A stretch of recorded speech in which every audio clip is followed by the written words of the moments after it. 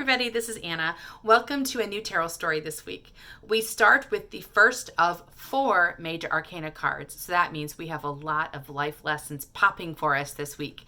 Today's is the Empress, and she carries with her the lesson about creativity. So this is the Mother Earth energy of the major arcana. She is literally producing everything you see around her. She produces the trees and the weeds, and she's got pomegranates on her dress, and she's wearing a crown of stars. So she is just the queen of creation. And not only is she the queen of making things happen, she's also thoroughly enjoying what she creates.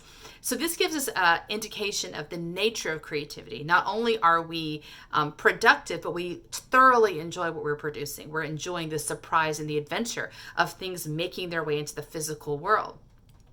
Also, creation is about being completely engaged, but also completely relaxed. So she is sitting on this couch and she's just sort of relaxing as she creates. And this reminds us that the actual nature of creativity is being in the flow of a process, of allowing yourself to be like a boat on a stream and just letting yourself go. So there's no effort, there's no resistance. It's just all about trusting and living in a place of faithfulness to that flow of energy. So this sort of flies in the face of what many of us think of as creative struggle.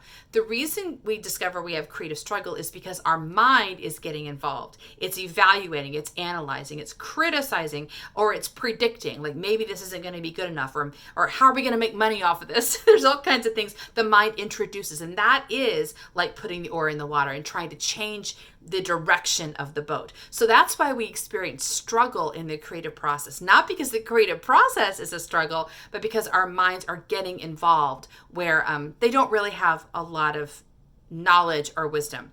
So the lesson here then invites us to look at the places in our lives where we are in the flow and how it's getting interrupted, how it's being diverted, or even how it's being stopped by this mind energy, this mind influence. Paying attention to that and asking a question, how do we correct that? The mind does not really have a lot of helpful things to offer to the creative process. After the creative process has happened, the mind definitely has things it can do, but this is not the place where it needs to be talking. So that's a good thing to start with. If you find you're struggling in a creative endeavor or creative flow, the culprit's the mind. The Empress is showing you this is how it's done. See you tomorrow for our next card. Bye.